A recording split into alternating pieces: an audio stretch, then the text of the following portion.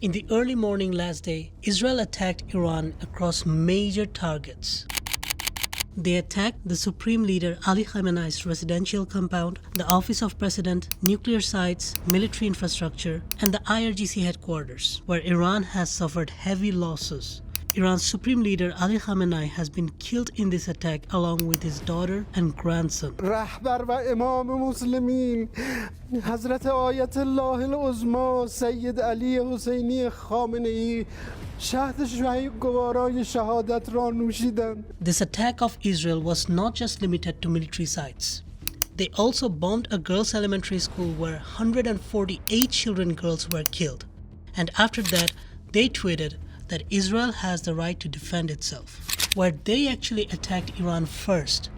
Shortly after these strikes, US officials confirmed that it was a joint operation with Israel, and the US Department of Defense codenamed it Operation Epic Fury. After that, President Donald Trump released an 8-minute video on his Truth Social talking about this attack. He said he has 4 agendas here. We are going to destroy their missiles and raise their missile industry to the ground. We are going to annihilate their navy. We are going to ensure that the region's terrorist proxies can no longer destabilize the region or the world. And we will ensure that Iran does not obtain a nuclear weapon. But no one was surprised here actually, because just 9 days ago, Trump announced in his speech on 19 February that he's going to attack Iran in 10 days if Iran does not accept Trump's nuclear deal, where Trump demanded those same things: zero nuclear enrichment, ballistic missile ban, an end to Iran's support of proxies around the Middle East.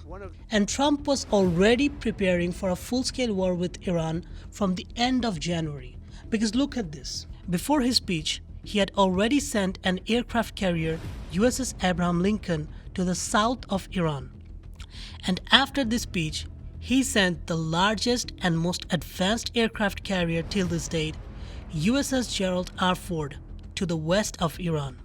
With these 2 carriers, this became the largest US naval military buildup since the 2003 Iraq invasion. So everyone was naturally expecting that Israel and US is going to attack Iran if Iran does not accept the nuclear deal. But in reality, Iran actually agreed to lower their nuclear enrichment. The US representatives Steve Witkoff and Jared Kushner were negotiating this nuclear deal with Iranian Foreign Minister Abbas Araghchi from January 17, where Iran actually agreed to lower their nuclear enrichment from 60% to 3.67%. And the Iranian Foreign Minister said that Iran is moving closer to a deal. I am confident, and in my assessment of the way the talks are going, really I can see that the peace deal is within our reach.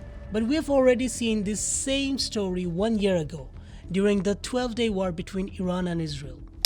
US tries to negotiate with Iran on a nuclear deal. Iran and US comes closer to a deal. Israel surprise attacks on Iran in the middle of the deal. Iran strikes back on Israel. US comes and attacks Iran to save Israel. Today happened exactly what last June happened. We were in the middle of negotiations. A deal was at our reach. Why they decided to attack us? So no one was surprised this time, because it happened in the exact same way again. Israel attacked Iran in the middle of the negotiation, and Israel's defense ministry said that it was a preemptive strike. Netanyahu said it was necessary to eliminate existential threats from the terror regime of Iran. But there was one change in this that surprised people. This time, Iran also attacked back on US, and it seemed like Iran was fully prepared this time. Oh my God! Oh my God! Oh my God! Oh my God! اضرب اضرب اضرب اضرب اضرب. Oh my God!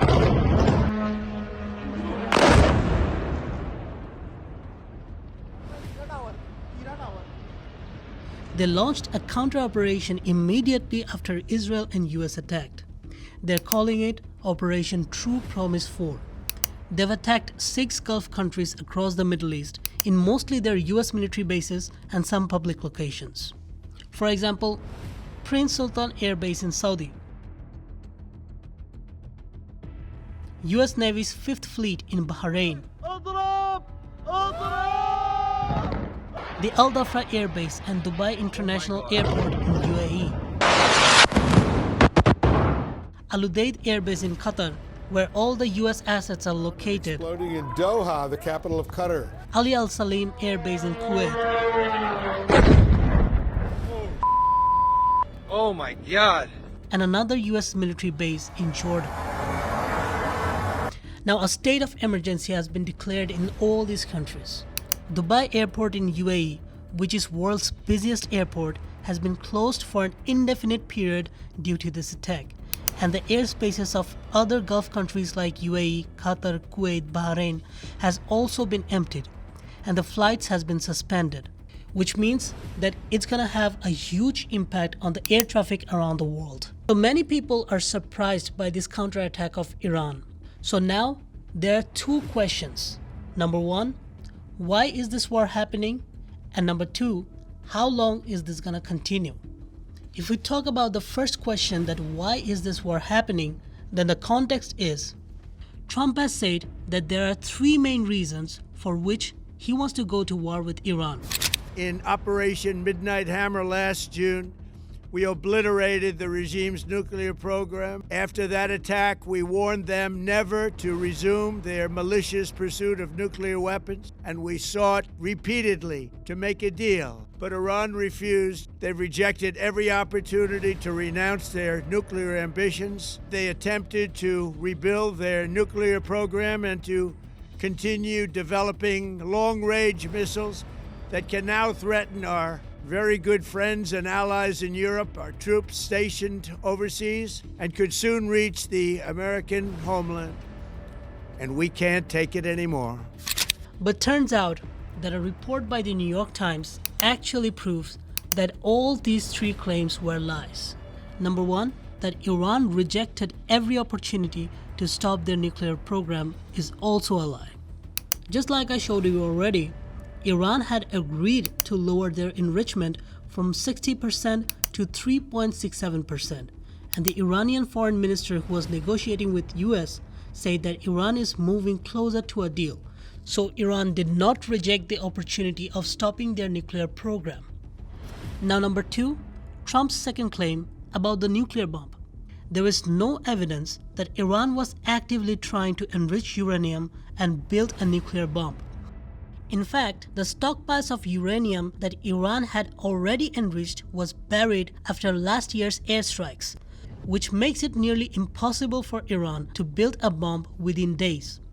And we have already seen Netanyahu claiming that Iran is weeks away from building a nuclear bomb for 33 years, so it's obviously a lie. And finally, his third claim, that Iran was developing advanced missiles that will soon reach the US.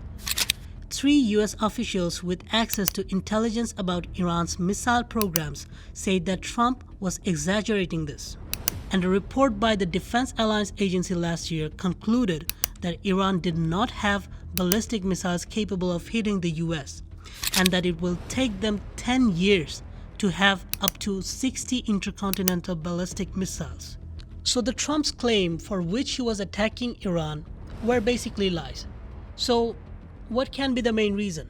I'm not going to start a war. I'm going to stop wars. No more wars, no more disruptions. We will have prosperity and we will have peace. Under Trump, we will have no more wars, no more disruptions, and we will have prosperity and peace for all. I am the candidate of peace. I am peace.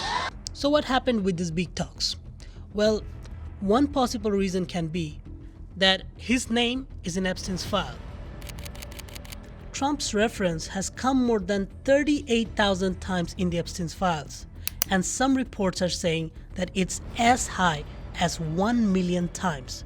So this can be one reason. And on the other hand, the problems of Netanyahu is also increasing. Charged with bribery, fraud and breach of trust, Israel's Prime Minister took the stand in Tel Aviv courtroom, testifying for hours. Meanwhile, elections are also coming up in Israel. He's facing serious pressure from the opposition, and his approval rating is getting low. So Netanyahu knows that his time is coming to an end. And that is why the foreign minister of Iran, who was negotiating the deal with US, said that Netanyahu has pushed America into this war. Perhaps, it was others who dragged the United States for their own benefits into this, conflict. Now the final question, how long is this war going to continue? This is the second time that the US military is carrying out a strike on Iran within 1 year. But this time, it's not going to be a temporary short operation. Before this attack, Reuters already reported on 15 February that the US military was preparing for a weeks-long operation on Iran. After this attack happened, Netanyahu said in his post, this operation will continue as long as necessary. And Trump also said the exact same thing in his Truth Social post. The bombing will continue as long as necessary. He even mentioned in his video that they're also predicting casualties of US soldiers. The lives of courageous American heroes may be lost and we may have casualties. That often happens in war. But we're doing this not for now, we're doing this for the future. And it is a noble mission. So, seems like there's going to be a war. Some European countries are showing their support to US in this attack. France has said that they will provide military support to Israel in US. UK has said that they have planes over the sky on that region. Meanwhile, Israel is calling up approximately 70,000 reserve soldiers, and the Gulf countries have also condemned Iran over the attacks on US military bases in their countries. On the other hand, Iran suffered heavy losses. Iran's supreme leader Ali Khamenei has been killed in this attack along with his daughter and grandson. بعد از عمری مجاهدت حسینی و دائمی و خستگی ناپذیر رهبر و امام مسلمین حضرت آیت الله العظما سید علی حسینی خامنه‌ای حرم جمهوری اسلامی ایران شهد گوارای شهادت را نوشیدند. After the supreme leader's death, Iranians have raised a red flag over the dome of the Jamkran Mosque in the holy city of Qom. And it's a serious signal, like a call for military retaliation in revenge. And not to forget, Iran still has 2,000 ballistic missiles to continue this war. Iran's highest-ranking official Galibaf said that they're going to hit harder than they have ever been hit before. Meanwhile, the IRGC guards have also restricted the Strait of Hormuz. This is Sepah Navy, Iran's Islamic Revolutionary Guard Corps Navy. From now on, all navigating through the Strait of Hormuz is forbidden. No ship in every type is not allowed to pass from the Strait of Hormuz till next notice. And Trump has threatened that he will attack Iran with a force that Iran has never seen before. Now, who takes control of Iran? Does China or Russia come in support of Iran? Will Iran close the Strait of Hormuz fully? Will this attack turn into a full-scale war? And what will be its global impact? These are some questions that we'll get answered to in the upcoming days as time goes, and we basically get to see who does what to whom. I'll be personally following this war and help you understand as it unfolds. And meanwhile, you can write in the comment section what you think will happen next.